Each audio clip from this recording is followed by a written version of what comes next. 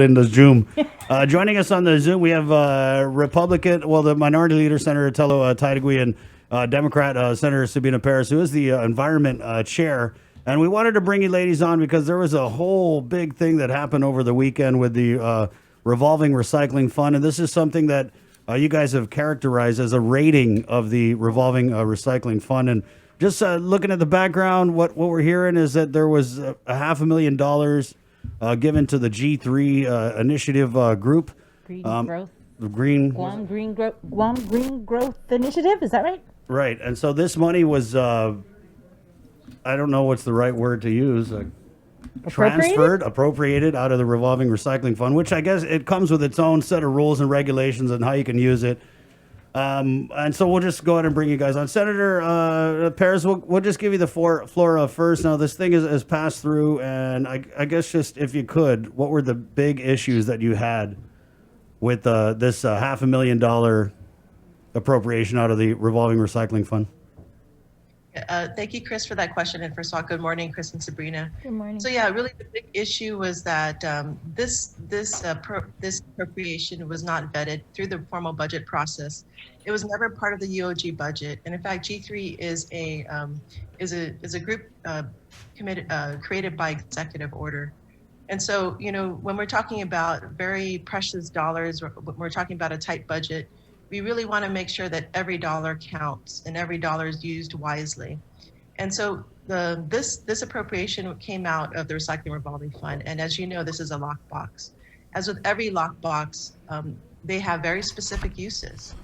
And once you veer away from those uses, then you are violating what that lockbox is for. So by allowing this to happen, we're basically setting a dangerous precedent for future legislatures. All it takes is a vote of 8 to raid a lockbox, any lockbox that's out there, the Healthy Futures Fund, everything that all these lockboxes that were designed for an intended purpose is also potentially threatened. So that, to me, that was the big issue. The big issue is we are setting a dangerous precedent for future legislatures. And I want to add too that even previous legislatures, they recognize this fact. Even though they needed it for a certain cause, they waited for GCA to be amended. They waited for the laws to be amended.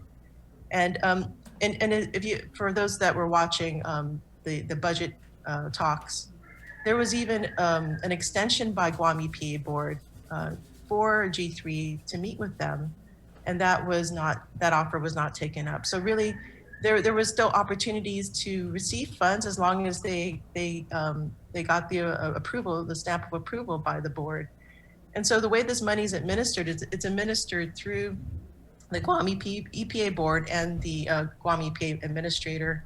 And so the way these funds are populated into the fund, it comes from our registration fee. So $25 from your vehicle registration goes into this fund. And people, willingly, they put their money into this fund, knowing that this money is going to go towards cleaning up junk cars, taking care of the things that, we as an island see as a problem. And I believe it's been a problem for a long time. So, and it sets priorities. So it sets priorities where, this is the first priority, is the junk cars, the tires, the white goods, the batteries. All of this is the first priority. And that's what this fund is supposed to take care of. And after that priority is taken care of, then it moves down the list to plastics and cardboard and glass. And so these other things, the way this fund operates, it has specific rules. And so by removing the money without the oversight of the Guam EPA board, we are not assured or guaranteed that we are going to take care of these items in that priority. And not to say that G3 cannot help in that. Mm-hmm. I'm sure they have a lot of expertise too as well. It's just that we are assuring the public that we're going to use their money very wisely, and according to the rules that we set out. And in fact, this very legislature just 10 months ago passed the rules and regulations. So this fund has been in existence for 16 years without rules and regs for most of its history. And it really set it up for a lot of potential rating in the past by different agencies. Right. And now, we passed the rules and regs unanimously by this very body. and it was signed into law by the governor. Right. And so now we're saying that the rules and regs that we passed are not even good enough. And I think that that's another issue. The other issue is, we're sending the wrong message to the public that, all it takes is 8 people to go against the rules that has been set forth. And I think, there's just, all around there's a lot of problems with this. Were the rules and regulations, though, set up where the legislature can go in and move money around to go to other projects other than for what's being done with the mayors, with the collection of like dry goods and junk cars and things like that? So your question is, can we? Right, in the rules and regulations that were finally finalized, was in those rules and regulations, does it allow the legislature to go in and just move money around? The difference is that with the mayors, there is a program in place. Yeah. There is a mayor's program. So there is, it was basically the rules were being followed in that case where we're not circumventing anything that the Guam EPA board does. In fact, Guam EPA board. And the Guam EPA board, well, at least the chair testified against this, right? The chair testified against the G3, but as far as where the mayors are concerned, they're willing to work with the mayors, and the mayors were willing to work with her. Right. And that's the difference. The difference is that. Before we go over to Senator Tello, I had Peggy Denny. She was going to come on. Unfortunately, she's not feeling well this morning. Got our prayers, Peggy. But I figure if there's anything with recycling, like I'm going to ask Peggy Denny.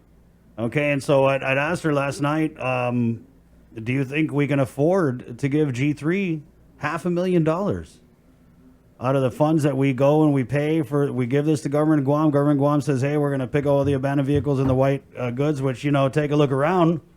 We talk to mayors. Abandoned vehicles is the #1 crop on Guam. They just keep popping up everywhere, more than marijuana. So anyway, Peggy's response was, I'm really not in favor of that action. My understanding is no budget was presented, and I really think the funding should be restricted to dealing with all of our issues regarding recycling and waste diversion, which are significant. Mm-hmm. Why wasn't this money included in like the University of Guam's budget through the Center for Island Sustainability? Senator Tello? Well, actually, good morning first. Yeah, good morning. Kristen and Jason. Jason. I was listening to Jason earlier. Yeah. Sabrina. And I just want to say kudos to Jason for everything he's doing, even staying at home with his mom and keeping the mask on. It's making a great sacrifice for everybody, the whole family. Going to work and then going back home is really difficult. So we can, like you said, we can go on and talk about our lives right now, how it's changed. But moving forward, so the question was about UOG, and that was one of the biggest things that was brought up. We had Dr. Kreis on, and when he came to OFB, the question was asked, when he came to OFB, did he bring up the G3 initiative for the support of $500,000?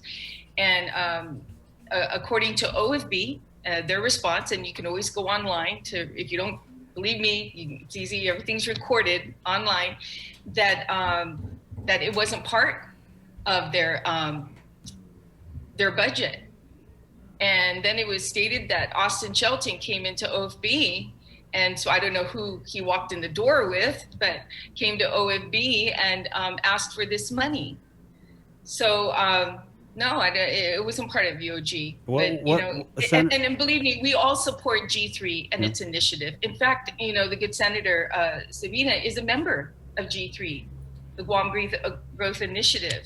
It's not that we don't support it, but in a time like this, when we have 40,000 people, out of a job, and you're looking at all the other nonprofit organizations that we used to be able to fund, we're not funding this year. Well, not all nonprofits have the brother of a senator leading them. Let's talk about that. So I understand that Senator Shelton was asked to recuse herself. Yep. I asked, at least to address this issue, about the ethics on this, and basically Senator Shelton said real quick that, my brother's going to or Dr. Shelton, sorry, it was going to answer that question, but the chairman just blew it off. He just blew me off. So, Chairman, but then you again, mean Senator St. Augustine? Is that who the? Yeah, Okay. yeah. Senator Joe St. Augustine just blew me off on it. But you mentioned Peggy Denny, and I wanted to go back to that. We had a public hearing on the zero waste bill authored by Senator Sabina Paris. And by the way, we kind of look like twins, don't we? A lot of people mistake us for each other. And I'm like, yeah, I'm Senator Paris, nice to be her age. Right. Sorry if it's negative to you, Sabina, but it just reminds me when we were first in the last election that people did mistake us, and I was wondering. Right. But now, it's like maybe it is a prophecy. So what we do is we're both from Barragata Heights. In fact, we live on the same street about 5 houses down or something. So during Halloween, the two of us, we sit together and pass out candy together, and people get real confused. So it's kind of fun doing that. They feel like they're looking at a Double Mint commercial. Try to wear the same clothes, but it's unfortunate too. I don't know what's going to happen for Halloween. I mean, but anyway, during this, go ahead. During this public hearing, I remember when Guam Solid Waste, and Peggy Denny is a board member of Guam Solid Waste as well. And it was alarming because, even Guam Solid Waste is going under some issues, and that is funding, especially from this COVID. How are they going to be able to, their expenses are still there, their costs to build the new cell, all these issues that they're plaguing with.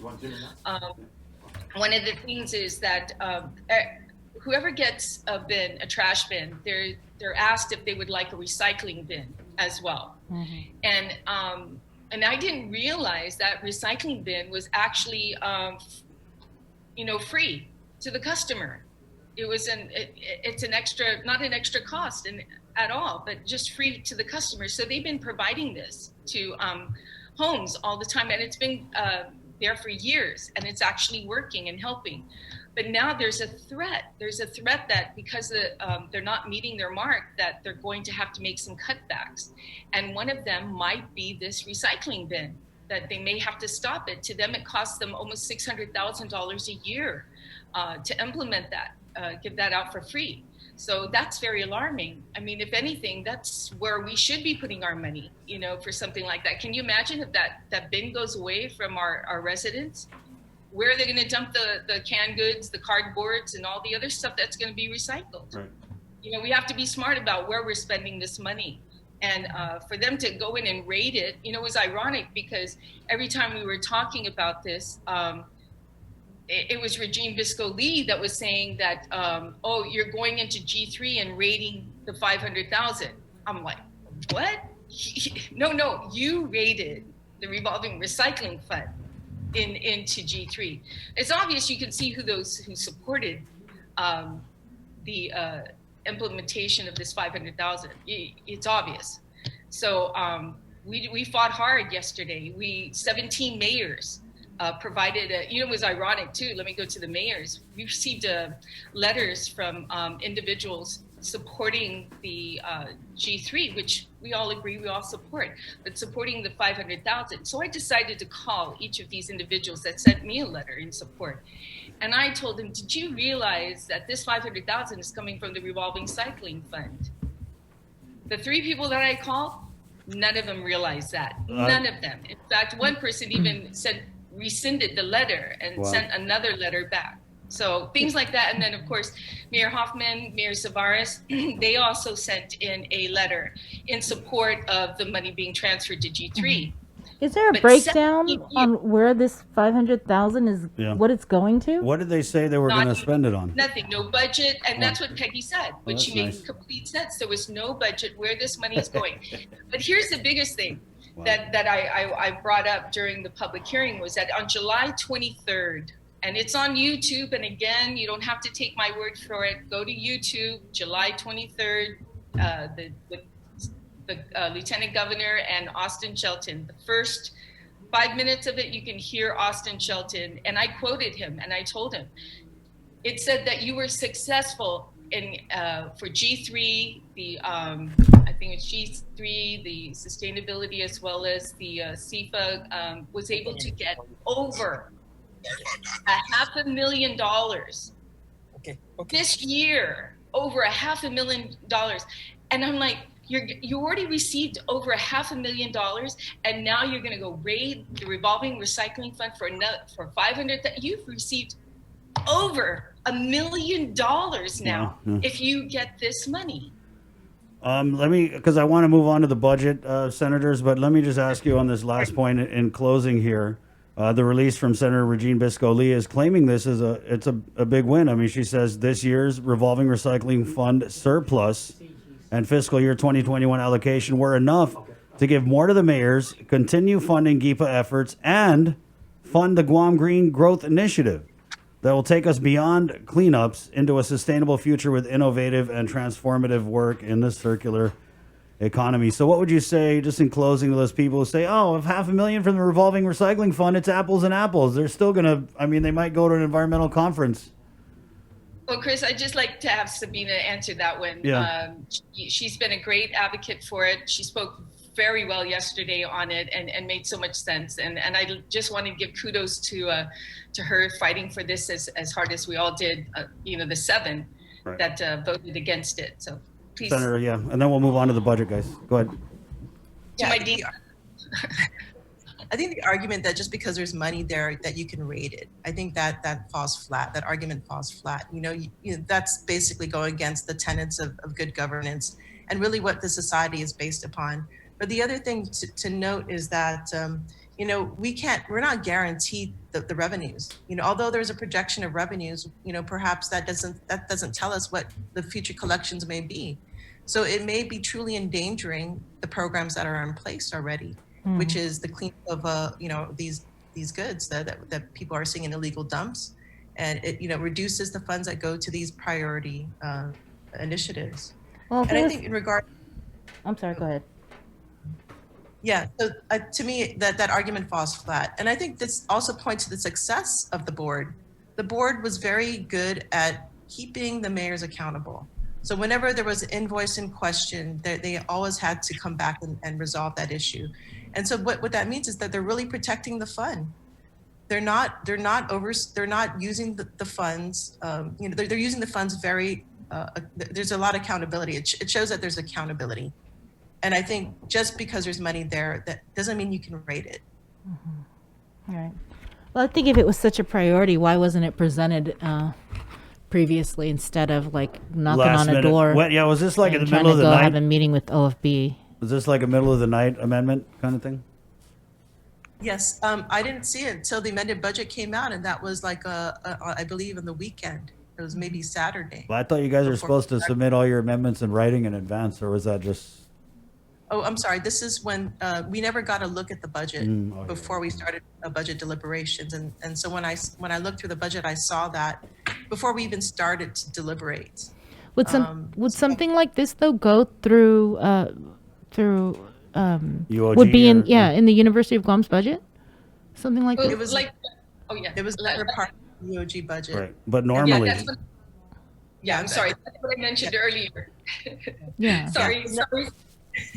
Yeah, it was never vetted. It never went through the formal budget process, so that we didn't know what this money was being spent for. Okay. I mean, you can't really justify this as a win-win if you don't even know where the hell the money's going. I mean, well, you had to give 500,000. How about like 50,000? I don't know, maybe 100,000. 500,000. Yeah. I mean, I agree with this push towards sustainability, but as long as we're justifying where the money's going. And we got to sustainable all these white goods and all these abandoned vehicles out here that we're sustainably giving our money to, sustainably pick them up. Anyway. Yeah, so I want to add to the fact that there was an amendment that I pushed for, and this is when I won on. Basically, even though I was not successful in stopping the raid, I put in there that they still have to go to the board. So they have to go to the board just like the mayors go to the board. And it has to be approved by EPA. So they may not even get that amount of money, that $500,000 may not come to fruition because the board has not approved their expenditure plan. So I was able to put back in there accountability. Which was an excellent move on her part as well, and we barely got the votes on that. That one was 8-7, so it's obvious there was like a push for this G3 initiative, But like I said, we all support, its intent, but at this point, like you said, Sabrina, right, we're giving money away for what? It's an open check, with no accountability or no budget to it. All right, let's go to the budget, and we'll just start. We have here Senator Jim Moylan, obviously Republican, Health Chair Senator Teresa Terlahi. We'll go to start with you, Senator Terlahi. Takeaways from this budget, which I know you guys kind of wrapped up last night. And I saw the flurry of press releases. All the senators are putting out their press releases. I got this, and I got this, and I got that. Right? Yes. I was like, whoa, what's going on? Is there? Oh, they got, okay. So go ahead, Senator Terlahi. Sure. Well, overall, I mean, there were some very historic things in this budget. First of all, it's cutting $66 million from FY20. That, to me, was an incredible feat. I've never seen that. And, it sounds a little bit impossible that these agencies are going to manage, but it's mandatory. So I commend OFB for sticking with that, but I still believe, to be honest, that the $66 million in cuts is still very optimistic. It's the revenues that they're projecting are still very optimistic. For example, the Tourist Attraction Fund, GVB tells us to expect 400,000 visitors. That would equate, according to GVB, to $13 million. But in this budget, they've estimated $18 million. They've also estimated, higher corporate income taxes, and I think I don't know, they're very optimistic about corporate income taxes. They're trying to convince us that that's because FY 2019 was so good and they're paying so much in corporate income taxes that we're seeing right now because they're due in FY 20, that we should expect the same next year. But of course, with businesses closing since March, I just can't see the logic in that. So they're very much banking on federal funds to make the corporate income look good at the end of the year. And I guess I just think that's very optimistic. But overall, the budget,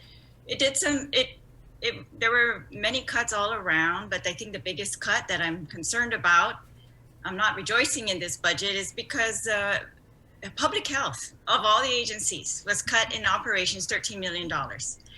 And, what? We were able to ensure that Medicaid and CHIP are going to be the match for that's fully funded, because we were able to move in lapses. I made an amendment to move over FY20 lapses, and that would make them up to par. Otherwise, they were short again, Medicaid even. But 13 million in operations for public health, to me, is like telling people, we're going to trust you to save our lives, save our economy, take care of us, but let me cut your legs off in the meantime. Oh, let me cut your hand off too. Yeah. Senator, sorry, Senator, stand by, please. It's 7:58. We're KUAM FM in Agotnia, Guam. To our viewers on KUAM TV 8. Yep. Thank you so much for watching. We're continuing our interview with Republican Senators Jim Moylan. We have the Minority Leader, Senator Tello Taidagui, and Democrat Senators Sabina Perez and Teresa Terlahi. On the link, The Breeze 93.9 FM. That's on the radio. You can also catch us on our Edward R. Murrow award-winning social media networks of KUAM on the KUAM News Facebook page. TV8, está adios! And welcome back here. We're again KUAM FM. Hi, bye, hi.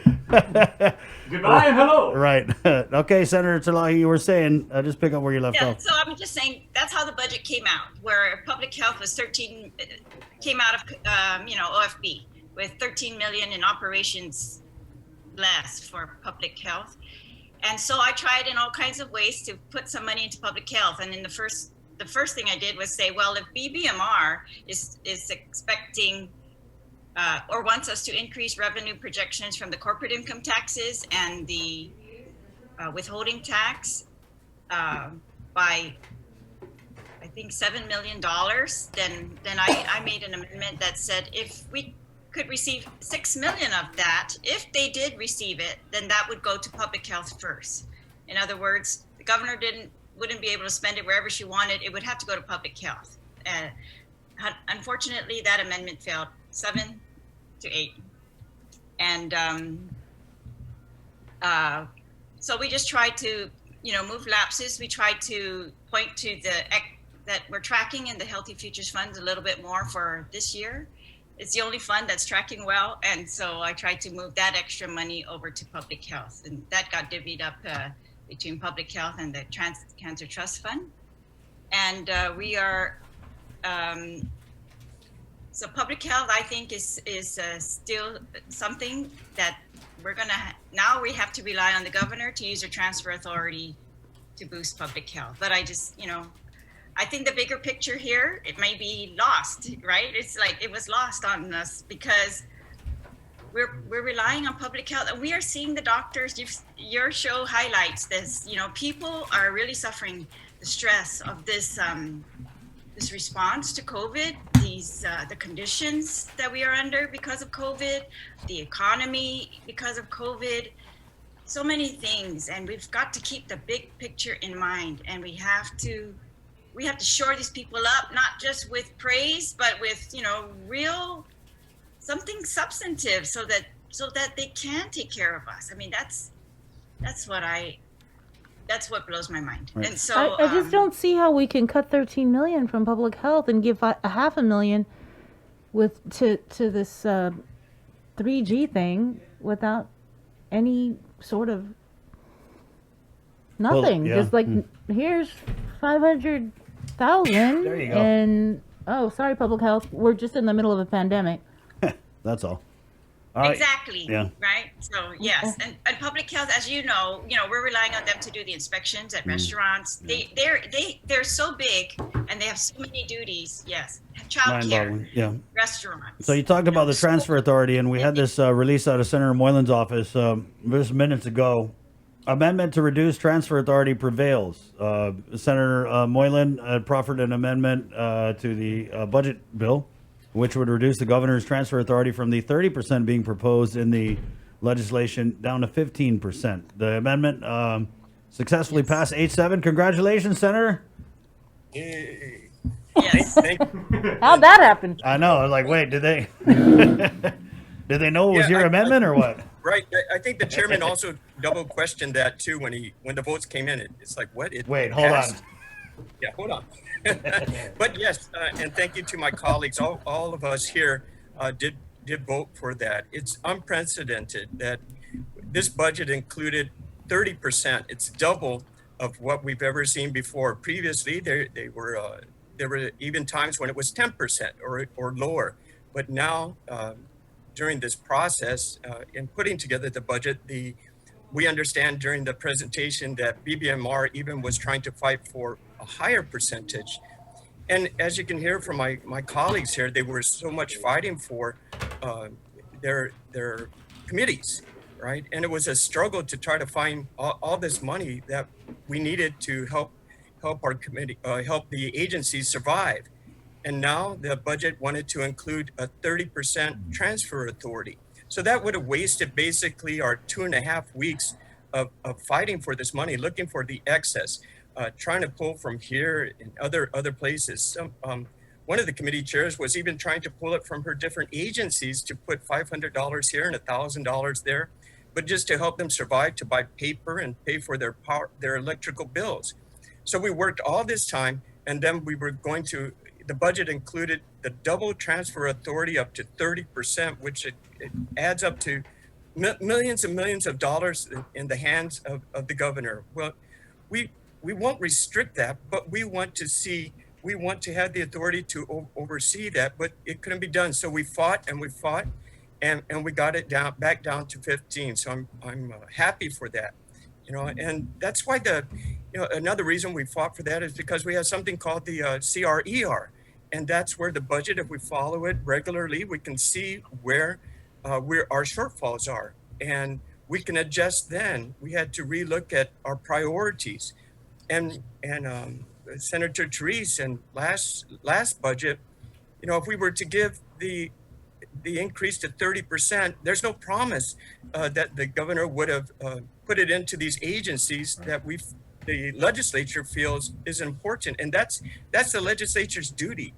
We set the budget requirements, right? And then the governor then executes. But as we saw in our last budget requirement in FY20, which we submitted, we put in $10 million to help the Guam Memorial Hospital, and nothing happened. And then we introduced another bill to try to get that money over to the hospital, and nothing happened again. So there's no way we were going to allow the 30% of transfer authority at this point. You know, it was ridiculous. So we were able to successfully get that. It was an 8-7 vote, and I'm happy for that. So hooray. All right, Senator Titagui, the release out of your office, Titagui's amendment protects legislature's appropriation authority. Yes, this amendment actually is the first time, I think, in history that it's ever been in a budget bill, and it just removes any it just removes any anything surrounding the ability for the legislature not to appropriate any excess revenue. So that was the bigger question here, because like Senator Moyen mentioned about the 10 million that we had in the last budget bill, you know, we said any excess revenue from FY19 shall go to the hospital, and we never saw that. So what this amendment did, which I was very happy, it was 9, I think we had 14 voting yes on this, including myself, and 1 voting no. I don't know why, but moving forward, this one will basically say, the governor, you do not have any right to any excess revenue in FY20, and as well as 2021. So unforeseen, unappropriated excess revenue. So the good, you know, the light at the end of the tunnel here, I think, is we're hearing from the administration, we're even hearing from OFB that there may be some excess revenue in FY20. So that's good news. And this gives the legislature its organic authority and to appropriate that revenue, that excess revenue. So I've been fighting for this since January, trying to get a legal opinion, because our legal opinion says, no, the governor doesn't have the right to just take excess revenue unappropriated and spend it. And then we heard from the Attorney General, I've heard from the governor's office, and we're still fighting this. So this one just makes it, it makes it clear that no, you don't. The legislature has that right to do so. And I'm hoping there is some excess revenue so that we can make whole, especially places like the public health and even public safety that was cut.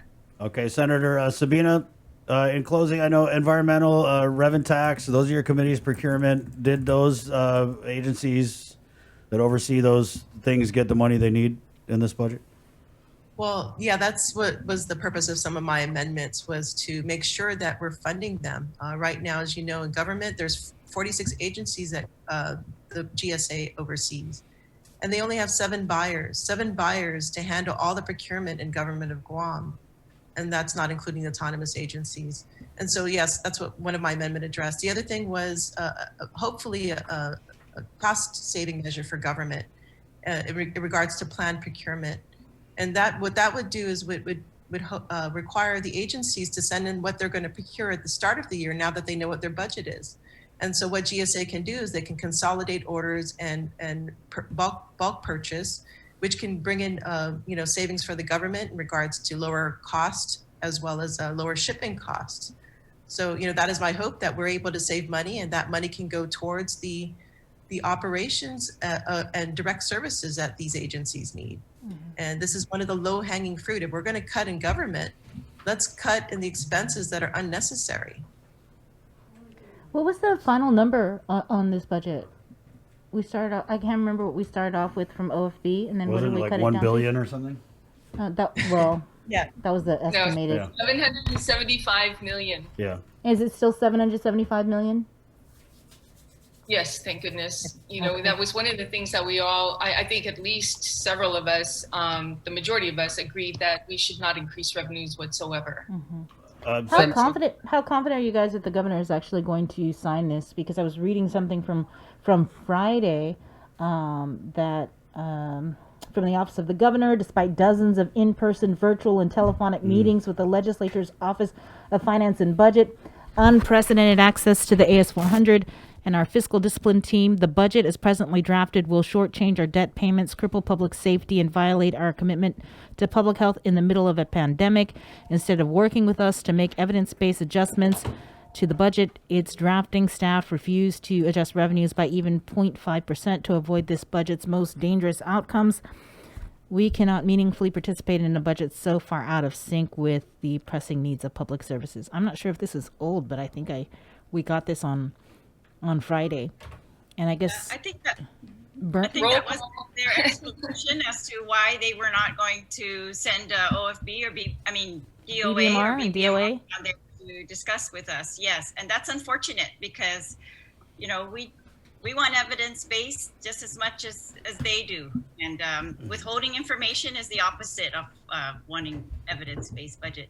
I also just wanted to point out, so there were some good things like these other senators have pointed out. I really think this budget, we worked very hard by floor amendment to increase transparency in almost every regard, regarding transfers, regarding excess, regarding prior year obligations, all those things that are so often hidden from all of the public and even from senators. And we were able to ensure the GMH's budget is actually about $1.4 million over the FY20 amount. There still was no CIP included, but I made an amendment also to carry over the 10 million to keep that pressure on. I still believe that could be done. So that 10 million from the XF 2019 revenues, and we found out that their revenues far exceeded what we even thought at the time. So there were other things that were very good. Well, not good. Of course, GVB went from a $22 million budget down to a $6 million budget. Kind of hard to even understand, but what they're counting on is that if they can bring in the tourists above what's predicted, that they're going to get 80% of the tourist attraction fund at that point. So when this crosses the governor's desk, and because we're kind of got to end here, guys, what's the prediction? Like Sabrina asked, sign, veto? What are you hearing? I mean, you guys aren't the ones to ask because you're not in, you're kind of out. But I mean, what are you hearing? You gotta talk to OFB. They're the ones who've been in private negotiations with them. Oh, we asked them to come on. Yeah. I'm not sure. Yeah, I guess, Chris, you were silenced also by Adelup there. No reply, right? But I'm hoping the governor would understand that this body, the legislature, we put our whole heart into this, and we really worked hard, and it was a fight amongst all 15 of us, and we came to this final conclusion. So we did our best, and we're looking out for our agencies, and there's still a lot of shortfalls that we're going to have to be fighting for throughout this FY21 coming up here. So I'm just hoping for the best. I'm not going to say what she'll do, but I know what we did. Wow, so it sounds like OFB and Adelup's budget people's optimism's rubbing off on you, Senator. It's contagious. Just a point of information. Right. So point of information. Yeah, it's been ingrained in my brain. Yeah, so one of the things that OFB assured us is that they were going to fund warm bodies. So what that means is there were no furloughs, which is a good thing. I think the other thing, the point of information that I would like to add is that our budget was only $10 million off from the governor's budget. So I don't understand the source of where that information, that statement came from. I can't imagine 10 million causing that much repercussions as what's stated in the press release. And the fact is we did cover debt service. We in fact, we had a lot of amendments were dealt with that. In the initial submission of at the amended budget before we started to work on it, we had to, there was an assumption that there was going to be savings for JFK, for the refinance of JFK and for the hot bonds. And so we had to go back and fix that. So we did do our hard work into making sure that the debt service was covered. So I don't know what the basis of the information for that press release. And point of personal privilege, if I Aye, a day. no, I mean, I think, you know, the best thing is that we're conservative. If anything, the majority of this budget, we all agreed on, you know, on certain things. But I think that the most important thing is that we're conservative, and that later on, as we go down the road, I mean, this is unprecedented times that we're going through right now. So I think we're just going to have to deal with this budget in a way where we go for 3 months and we reassess. And any excess revenue that there is, this legislature can appropriate to those agencies that were shortfall. And that's as simple as that. I mean, it's easy math. Thank you. All right. Thank you, guys. Thank you, Senator Perez, Senator Terlai, Senator Moylan. Let's do this again. It's way more productive than the session. Thank you. Just kidding. Just kidding. Just kidding, guys. Thank you. Be safe. Have a good Thank week. you. All right. Good luck at your vote. Yeah, good luck. Keep us posted. Bye. 8:16. We'll take a really quick break. I hope nothing happens. You never know, right? What do you mean? Just during session, I hope that it's like, Uneventful? yeah. Oh, It's I at don't. 9:30? I want some stuff to happen. It gives us more to talk about. No, I just pass it and we'll go. Let's Okay, move forward. yeah. But There you go. never know.